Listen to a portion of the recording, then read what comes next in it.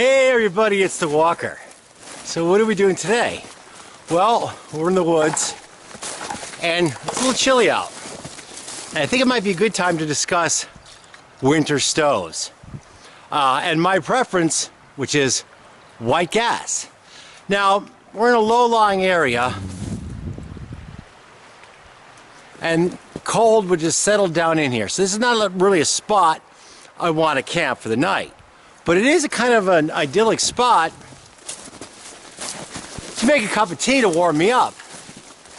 You know, it's getting a little chilly, and the fastest, easiest way to do that is with like a packable stove, even faster than like a twig stove. So let's discuss some winter stove options, and we'll also get into how to prime the white gas stove. I know MSR Whisperlite International comes with instructions on how to prime it, but sometimes it's easier if you just see somebody do something. So, let's talk about the stoves. Let's make some bushcrafty tea as well.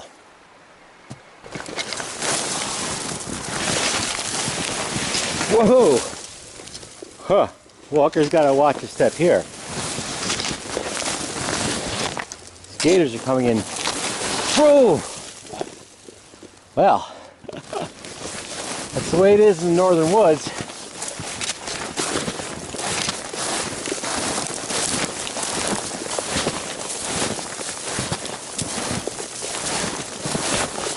And now let's talk about various stove types in the cold. There's a lot of backpacking stoves available on the market, and I find that some work better in the cold and the snow than others. Although all will work if you're willing to put in the time and do a little practice with the gear item. Remember, ownership of a gear item doesn't simply mean you possess it. It also means you use it and you've practiced with it. All right, first, I need a little more dexterity. Let's discuss a couple options here. Here's one option. That's the Espen stove. This is actually a brand new Espen stove I took out of a survival kit. I don't use them that often, but I do have a few.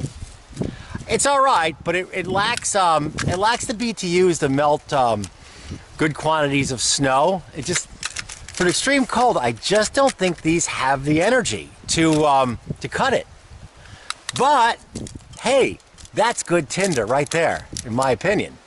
So I don't really pack this, and I don't recommend these in extreme cold. That's just my experience. Other people, their mileage may differ. The alcohol stove. I made this is a double-walled one. This is heavily used. I run it off of a denatured alcohol. There it is. It's a great stove, and I've used it down to 10 degrees or so. You prime it. It's self-priming, double-walled, so once it starts to vaporize the alcohol, it shoots out like a little burner right there, and you ignite the pool of alcohol in the middle. And something you can put a little alcohol around it and light it to help prime it. But generally speaking, this has kind of the same problem as I found with the Espen. It just doesn't have the energy to melt, ice and snow and really give me that oomph I need during extreme cold. But they're great options, and I have used them in the winter before. I just don't like them in real cold conditions, or when I'm out there and I really need it to work. Nah, although it's very reliable. These two stoves, there's nothing to go wrong. So that's a pro there too. This is the jet boil. I have a pocket rocket too, we'll get to that in a minute. Jet boils are awesome. This is the more squat version. They're very, very fast, but it has an Achilles heel. Its Achilles heel is it runs off these canisters. This is the 4-season mix. I'm not sure where their 4 seasons are, but during extreme cold, these canisters have become problematic. So jet boil's fantastic, and it's a great stove, but I'm not just gonna flop it into the snow and turn it on. It's gonna give me problems. Generally what I do is I would insulate this in my coat if I had it during winter outing, or my sleeping bag, and then I would try to avoid putting it like in a clump of snow. So it can be made to work, but it's a little bit problematic. Another issue is I never really know how much fuel I've got. I don't know. Sure, I have a digital scale and I can keep writing it down, but I don't know. So if I carry one of these stoves, I tend to carry a smaller extra canister because I never really know what the fuel situation is. Great stoves though, fantastic. Here finally is the Pocket Rocket. A really great stove. I've never had a problem with the Pocket Rocket. I don't think there's a lot to go wrong here. But like the Jetboil, its Achilles heel in extreme cold is the, I think it's isobutane propane fuel mix. That's its Achilles heel. As I stated though, you can actually, you can use them in the cold if you practice with it, but I want lots of energy and I don't want a lot of trouble in the winter. And now, hold on.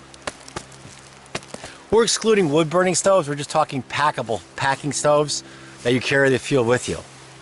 And now my favorite for the northern woods in the winter is the white gas stove or liquid gas stove. This is multi-fuel, so it could burn gasoline as well, I believe.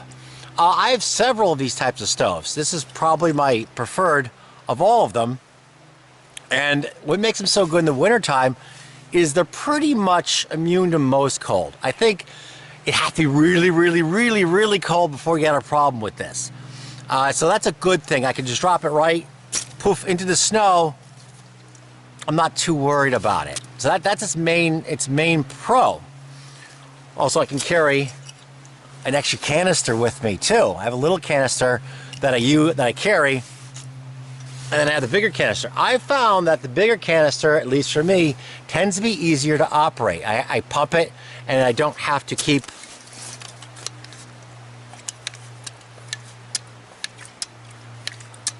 pumping it as much during operation because it's just a smaller canister. So I find the bigger canisters, and I believe what's this one? It's like 22 ounces or something like that. 22 fluid ounces is a better option than the small one, which I think is like 11 fluid ounces, at least for me anyways. I guess some people may disagree, but that's my impression after using it. But hey, I still have the small canister and I do use it. And it makes for a great extra canister for fuel storage. All right, so let's make the hemlock tea. And I'm also gonna show you how to prime the MSR white gas stove. It's part of the process of getting it running. And when I first got it years ago, I think I've had a stove for like 10 years. When I first got it, I read the instructions. I'm like, how the heck do I do this? So I figured maybe it'd be really cool if I can just show somebody exactly how to do it. Although there's probably somebody out there who can do it better than me, but the process is pretty simple. So let's go on to that right now. And we got some hemlock, and we've got a kettle. So I mean, some nice tea would really take the edge off here. How to prime the MSR Whisperlite stove. First thing, make sure you have all your little parts. There's a little shaker jet thing, I think that's the part called. Little oil for the stopper. And also make sure your stove is working before you take it out. There's a little more chance, these have a little more moving parts than say this stove right here. So there's a chance it might not work. So make sure it's properly pumping. Yep, that's about good enough. There, that's good. And that the shaker jet or whatever that little part is, it's clear and everything's going good. Okay. All right, let's start with the. There we go. Just want to warm this lighter up in my hands first. First thing we do, we turn this little valve right here, positive, negative, we turn it a little bit positive. Then we listen for a little bit of fuel to fill into this bottom pan right here.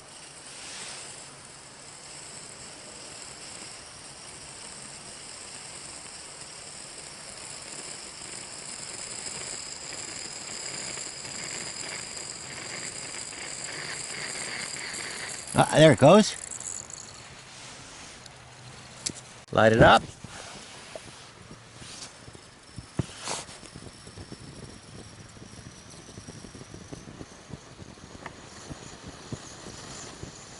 And we wait.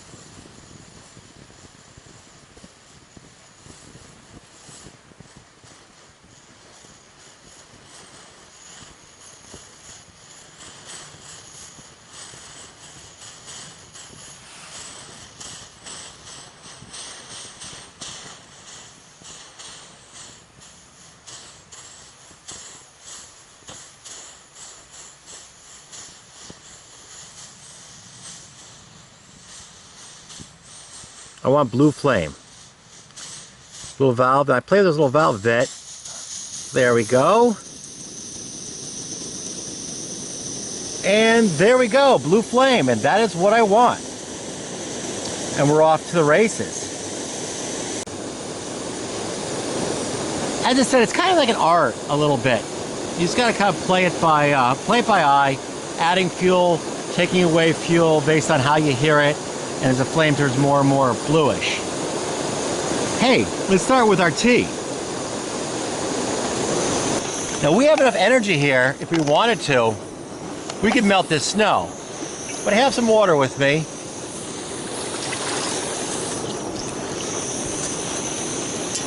There we go.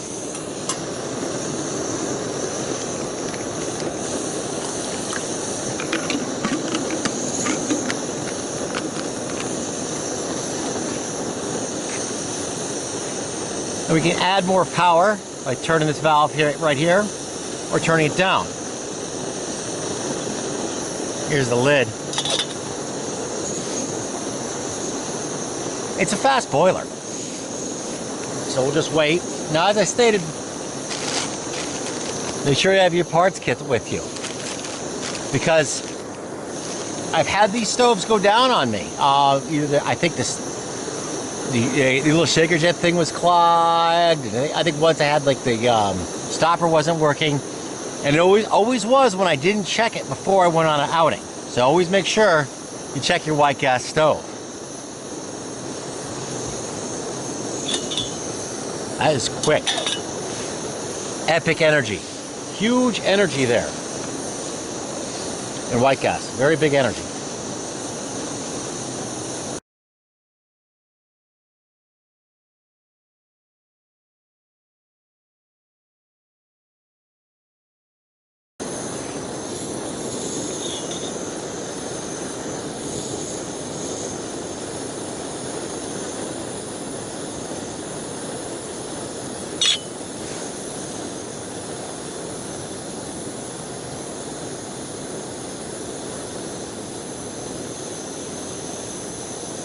And there we have is a rolling boil. And here's what we're going to do. Take the needles, throw them in, and immediately take it off the heat. Then allow this to steep for 5 minutes. So let's come back to this in 5 minutes and we'll have some nice tea. All right, let's try that tea. I mean, I can't wait any longer.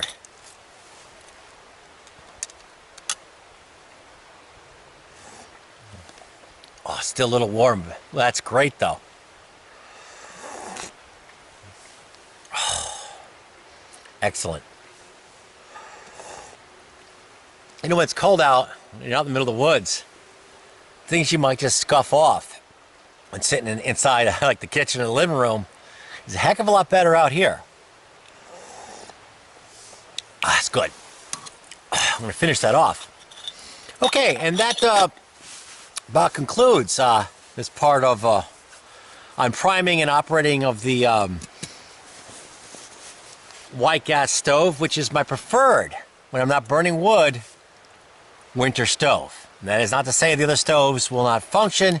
It's just that I find this one to be the least affected by the cold.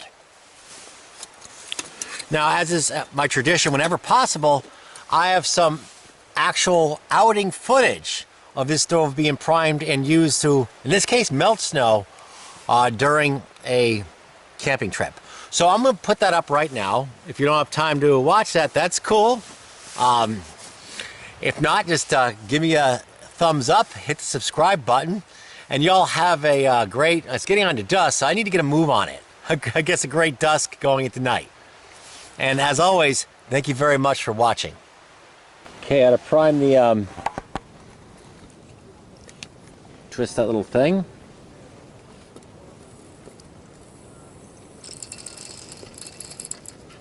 Some fuel right there. Turn it off. Ignite it on the bottom. Wait till it vaporizes through.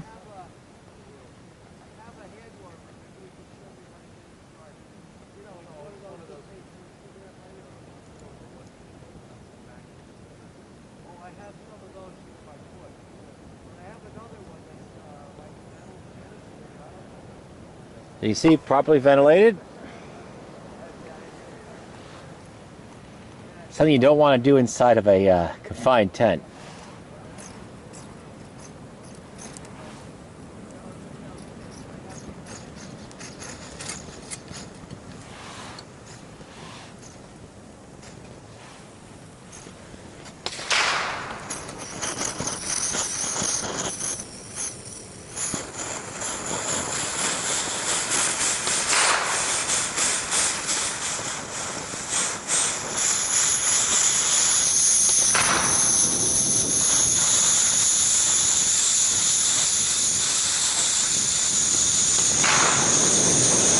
And there you go. And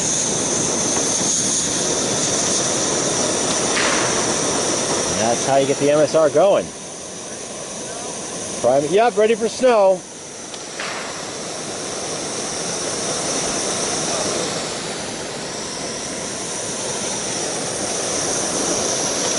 There we are. As far as the water goes, I always start with a little bit of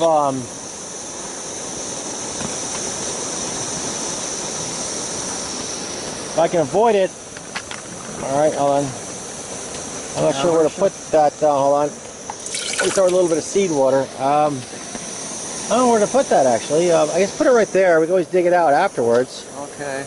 Alright, you know, it's not going to matter. Alright. You know, scoop it on up.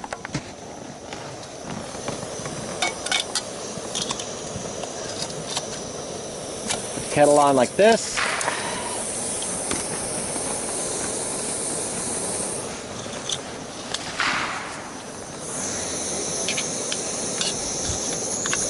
Away a little bit.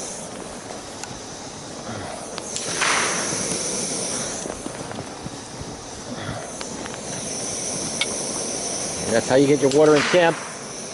We know the wood stove running. You're right there. We're gonna dig it out later. It won't matter.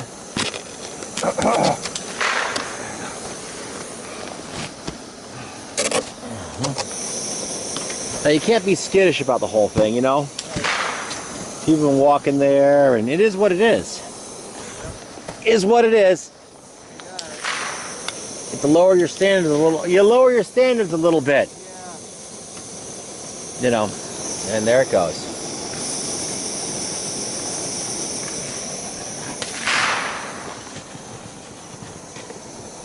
All right. We'll melt up enough. We'll refill this. We'll fill this.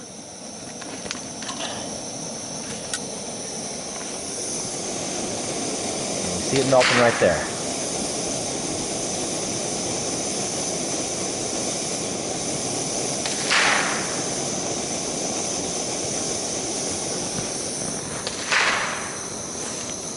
Probably enough for now. That's enough for now. We dig it out later. I'll get another one.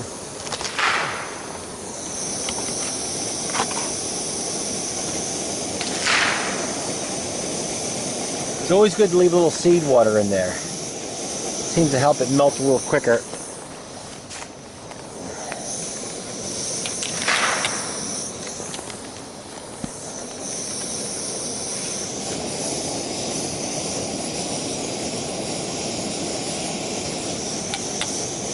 White gas.